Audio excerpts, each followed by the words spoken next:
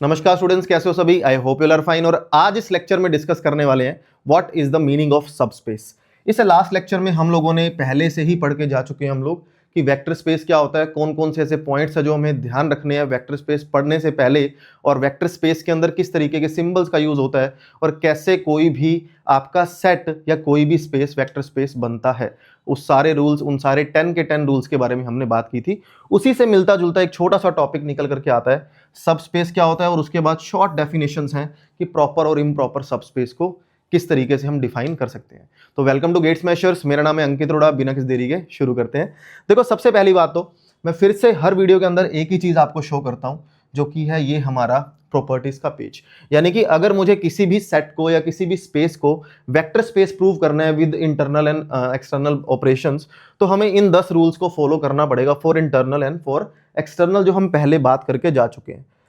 अब बात करते हैं कि एक्चुअल में सब स्पेस होता क्या है। देखो, किसी भी सेट का सबसेट क्या होता है, जो उस सेट से बना हुआ है। यानी कि अगर कोई सेट किसी दूसरे सेट के लिए पेरेंट सेट की तरह बिहेव कर रहा है तो उसको हम बोलते थे यूनिवर्सल, और दूसरे सेट को हम क्या बोल देते हैं, सबसेट। ऐसे ही अगर कोई भी ऐसा स्पेस है जो वेक्टर स्पेस के एलिमेंट से ही बन रहा है, मतलब उन्हीं में से एलिमेंट्स लिए जा रहे हैं, लेकिन वो सारे रूल्स वही फॉलो कर रहा है जो उसका पेरेंट सेट यानी कि वेक्टर स्पेस फॉलो कर रहा था, तो उसको सबस्पेस बोला जाता है। जैसे कि वो कहता है a non empty subset W। W को तब सबसेट बोला जाएगा of a vector space V over F, where F is the field and V is the vector, है ना, is called as the subspace of V। इसको तब उसका subspace बोला जाएगा, यानी कि V का सबस्पेस बोला जाएगा, if W itself is a vector space over the same field F। जब W भी एक वेक्टर स्पेस होगा उसी फील्ड के लिए। अरे सिंपल सी बात है, सबसेट भी तो एक सेट ही होता है ना। तो सब स्पेस भी तो एक स्पेस ही होगा, लेकिन वो बनेगा उसी वेक्टर स्पेस से जहां उसके पेरेंट सेट के बारे में बात हो रही है, using the same addition and same scalar multiplication as in V। यानी कि जो V के इंटरनल और एक्सटर्नल बाइनरी ऑपरेशंस है या ऑपरेशंस है, उन्हीं ऑपरेशंस के अंडर वो सारे वेक्टर स्पेस की 10 कंडीशंस को सेटिस्फाई करके अगर जाता है, तो हम बोलेंगे कि वो स्पेस जो बन रहा है वो वेक्टर स्पेस, वो भी एक सब स्पेस होगा किसी और वेक्टर स्पेस का। इसको एक डायमेट्रिकली तरीके से भी मैं बताऊंगा और अच्छे से क्लियर होगा। छोटा सा एग्जांपल समझते हैं। देखो, सिंपल वर्ड्स में अगर हम बोलना चाहें, हम कह सकते हैं सब स्पेस कुछ भी नहीं है, एक वेक्टर स्पेस का स्मॉलर वर्जन है। यानी कि एक पूरे की पूरी ऑब्जर्वेशन है, 1000 लैक्स की ऑब्जर्वेशन है, उसमें से मैंने एक सैंपल उठा लिया। ऑब्वियसली बात है वो सारी कंडीशंस को फॉलो करेगा जिसका वो सैंपल है, तो उस सैंपल को क्या बोला जाएगा, वेक्टर स्पेस, सब स्पेस बोला जाएगा उस बड़े वाले वेक्टर स्पेस का। सिंपल सा लॉजिक है। जैसे कि देखो, हमने लास्ट लेक्चर के अंदर R³ को वेक्टर स्पेस प्रूव किया था, बिल्कुल किया था, जहां पे हमने 3D पॉइंट्स के बारे में बात की थी और मैंने कंडीशंस भी लगाई थी सारी 10 की 10 की ये क्यों वेक्टर स्पेस बनता है। और R³ का मतलब तो यही होता है एक तरह से, क्योंकि अगर हमें फील्ड गिवन नहीं है तो बाय डिफॉल्ट वो रियल नंबर्स के बारे में बात कर रहा है, हर वो स्केलर क्वांटिटी के बारे में बात कर रहा है जो इस दुनिया में एग्जिस्ट करती है एज अ फील्ड, है ना। R³ ये हमारा वेक्टर स्पेस है या वेक्टर है, और ये हमारा कौन है, फील्ड है, यानी कि V ओवर F। नाउ इसके बारे में हमने पढ़ा था कि ये वेक्टर स्पेस है। अब पढ़ते हैं R³ के अंदर कौन कौन से पॉइंट्स आते हैं। मैंने आपको बोला था R³ में जितने भी 3D पॉइंट्स बैठे हैं, वो जो वेक्टर बना रहे हैं ओरिजिन के रिस्पेक्ट में, उन सारे वेक्टर्स को मिला करके ही तो एक स्पेस बनता है। जैसे मान लो हमारे पास y एक्सिस, x एक्सिस और z एक्सिस कुछ इस तरीके से है, और मैंने आपको बोला ये वो सारे पॉइंट्स हैं जो वेक्टर स्पेस बना पा रहे हैं, ठीक है ना। ये सारे पॉइंट्स हैं, जैसे ये पॉइंट हो गया आपका, ये पॉइंट हो गया आपका, ये पॉइंट हो गया आपका, ये पॉइंट हो गया। ये जितने भी वेक्टर्स आपस में स्पेस बना रहे हैं, हो सकता है वो पॉइंट x एक्सिस पे बैठा हो सकता है वो y एक्सिस पे बैठा हो सकता है वो z एक्सिस पे बैठा हो। तो ये जितना भी स्पेस मेरे पास बनेगा, जो इन सारे वेक्टर से मेरे पास एक 3D स्पेस क्रिएट हो गया, उसी को तो हम R³ बोलते हैं। लेकिन अगर मैं बोलूं W1, मैं बोलूं W1 के अंदर अगर इन सारे एलिमेंट्स, या आप कह सकते हो वेक्टर, अगर W1 इन सारे वेक्टर्स को कंटेन कर रहा है for A where A is any real number, तो W1 भी R³ का सब स्पेस होगा। क्योंकि सोचने वाली बात यह है, ए का मतलब है वो एक्स एक्सिस के पॉइंट्स के बारे में बात कर रहा है, इसका मतलब हुआ वो उन सारे वेक्टर से सब स्पेस बना रहा है जो कि खुद एक्स एक्सिस के ऊपर बैठे हैं। तो यानी कि ये पॉइंट हो गया, है ना, ये पॉइंट हो गया, ये पॉइंट हो गया, ये पॉइंट हो गया, ये पॉइंट हो गया, यानी कि A00, 100, 200, 1.100, 1.200, तो वो सारे वेक्टर स्पेस बन रहे हैं, वो सारा स्पेस बन रहा है। अब जो सारा स्पेस बन रहा होगा, सोच के देखो, ये सारे के सारे जो वेक्टर हैं, क्या वो इसके अंदर नहीं बैठे होंगे? बिल्कुल बैठे होंगे। जब मैंने आपको बोल दिया कि ABC R³ को रिप्रेजेंट करता है, तो क्या मैं इनसे, मेरे कहने का मतलब ये नहीं है कि ABC can be any real number, वो कोई भी रियल नंबर हो सकते हैं ना यार, मतलब समझ रहे हो? वो 100 भी हो सकता है, वो 123 भी हो सकता है, वो 023 भी हो सकता है। तो क्या 3D के सारे पॉइंट्स जो आपस में स्पेस बना रहे हैं, उनके अंदर ये वाले पॉइंट्स नहीं बैठे होंगे? 100, 200 वाले, ऑब्वियस सी बात है बैठे होंगे। तो W1 is behaving like a vector space, subspace of a vector space R³। Clear? ऐसे ही W2, जहां पे x की वैल्यू गिवन है, y की वैल्यू गिवन है, पर वो z क्या है? 0 कंटेन कर रहा है, where AB can be any real number. तो क्या जो ये वाले सारे पॉइंट है 230, 120, है ना, 1,1.1,0, तो ये वाले जो पॉइंट्स हैं, क्या ये यहां पे नहीं बैठे होंगे? पूरे वेक्टर, पूरे R³ के अंदर नहीं बैठे होंगे? बैठे होंगे।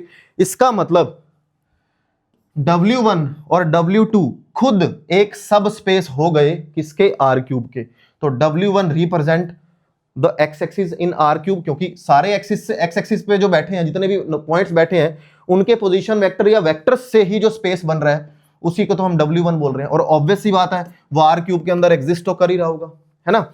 ऐसे ही W2, जहां पे x और y की वैल्यू कंटेन हो रही है, पर x z 0 है, वो भी तो सारे इसी स्पेस के अंदर भी तो होंगे, इसी का ही तो पार्ट है। तो ये XY प्लेन को आपको शो कर रहा है। Every vector of W1 lies in W2। W1 के जितने भी वेक्टर हैं, क्या वो सारे के सारे W2 में एग्जिस्ट नहीं कर रहे होंगे? बिल्कुल कर रहे होंगे। ध्यान से देखो, यहां पे इसने अपने को क्या बोला, एक बात इसने बोला AB 0 टाइप के एलिमेंट है, where A and B can be any number, can be any number. तो इसका मतलब ये जो 100 है, ये भी तो इसी स्पेस का एक पार्ट है, जहां पे A1 है, B 0 है और वो 0 है। ये भी तो इसी स्पेस का पार्ट है, ये भी तो इसी स्पेस का पार्ट है। तो इसका मतलब ये इस टाइप के जो सारे एलिमेंट है, वो W2 के अंदर बैठे हैं।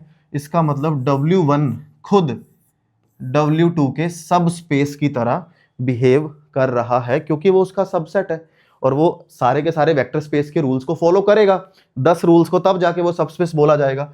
और हम ये बोल सकते हैं कि ये जो W1 W2 है, ये खुद भी तो सब स्पेस होंगे R³ के।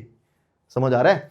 ये खुद भी क्या होंगे? सब स्पेस होंगे। तो आई होप चीजें समझ आ रही हैं। अगर आप इसको 3D के अंदर इमेजिन करोगे तो सिंपल सी बात है कि इन सारे पॉइंट्स, दुनिया में बैठे हुए सारे 3D पॉइंट्स के अंदर, दुनिया में बैठे हुए ये सारे पॉइंट्स तो आ ही रहे हैं, तो इसका मतलब वो सब स्पेस है। इस टाइप के पॉइंट्स के अंदर जो वेक्टर बन रहे हैं या पोजीशन वेक्टर बन रहे हैं, वो सारे के सारे ये वाले पॉइंट्स तो कंटेन कर रहा होगा। तो W1 खुद सब स्पेस हो गया W2 का, और W1 W2 खुद सब स्पेस हो गए R³ के। बस कहने की बात यह है कि वो सारे के सारे पॉइंट्स इन सारी कंडीशन को सेटिस्फाई करने चाहिए। नेक्स्ट है, और कैसे कर रहे हैं वो रियल नंबर के केस में हम लोगों ने लास्ट लेक्चर के अंदर भी बात की थी। सारे के सारे 10 रूल्स मैंने फॉलो किए थे, ठीक है ना, कैसे प्रूव हो रहा था। अब कुछ ऐसे 2-3 पॉइंट्स हैं जिनको आपको बहुत अच्छे तरीके से ध्यान रखना है सबस्पेस पढ़ते टाइम। इसके बाद हम कुछ सबस्पेस की इंपॉर्टेंट थ्योरम्स हैं इससे नेक्स्ट लेक्चर के अंदर, जिनकी स्टेटमेंट्स, जिनका प्रूफ, है ना, हमें पता होना चाहिए कि एक्चुअली में क्या कहना चाह रहा है, उसके बारे में बात करेंगे। Some important points related to the subspace. लेकिन कुछ की पॉइंट्स हैं, उनके बारे में बात कर लेते हैं कि जो सबस्पेस की डेफिनेशन से जुड़ते हैं। कहता है द एंटायर, देखो वर्डिंग में आप कंफ्यूज मत होना, थियोरेटिकल पार्ट है मैथ का, बट इतना ज्यादा कंफ्यूज है, इतना ज्यादा इसको डीप में मत ले जाना कि खुद कंफ्यूज हो जाओ, ठीक है ना। इसको नॉर्मल एंड लाइट तरीके से लेकर के चलोगे तो टॉपिक समझ आएगा, क्योंकि थोड़ा सा टॉपिक है ऐसा। The entire space V and a zero space 0, जो पूरा हमारा स्पेस है दैट इज V, और जो हमारा जीरो स्पेस है, जीरो स्पेस का मतलब जिसमें सारे जीरो एलिमेंट काउंट हो रहे हैं। अगर मैं R³ की बात कर रहा हूं तो 0 0 0 कैटेगरी के पॉइंट्स काउंट हो गए, और यानी कि कैटेगरी तो क्या मतलब तीनों ही जीरो है, तीनों ही नल है, ठीक है। डबल है, XY एक्सिस की बात हो रही है तो 0 0 वाले अपने पॉइंट्स हो गए। वो कहता है the entire space V and the zero space 0 are subspace of V and called as the trivial subspace. यानी कि जब किसी वेक्टर स्पेस से सब स्पेस उठाया जाता है और वो अगर सब स्पेस कुछ इस कैटेगरी के हैं, दैट इज 0 0 0 0 0, हो सकता है सिंबल एब्सिसा की बात हो रही है ना, सिंपल 0, 1D की बात हो रही हो, 2D की बात हो रही हो, 3D की बात हो रही हो सकता है वो n टाइम्स की बात हो रही हो। तो जब इनसे स्पेस क्रिएट होता है उसको क्या बोला जाता है? नल स्पेस बोला जाता है। और नल स्पेस खुद एक सब स्पेस है आपके R क्यूब का, या फिर आप कह सकते हो R स्क्वायर का, या आप कह सकते हो Rn का। ऑब्वियस सी बात है, इस टाइप के पॉइंट्स तो सारे उसमें बैठे होंगे। तो उसको क्या बोला जाता है? ट्राइवल सब स्पेस बोला जाता है। यानी कि सारी चीजें हमारे पास 0 निकल करके आती हैं नाउ, यानी कि उस स्पेशल सब स्पेस का नाम दिया गया। अगला पॉइंट, इस अगले पॉइंट को मैं थोड़ा सा आपके 11th-12th के टॉपिक से अटैच करूंगा तो और अच्छे से क्लियर होगा। देखो थ्योरी कहते हैं, थ्योरी क्या कहता है ये देख लेते हैं एक बार। द जीरो स्पेस, जिसमें सारे जीरो टाइप के एलिमेंट है, consisting of a single element zero vector. Okay है यहां तक। And the vector space V itself are the subspace of every vector space V itself। समझ रहे हो क्या कहने की कोशिश कर रहा है? यहां तक अभी बताता हूं मैं आपको। देखो ये क्या कह रहा है, वो कहता है कि जो भी नल स्पेस है, मान लिया चलो consisting the single element of a zero vector, done, ठीक है, ओके है।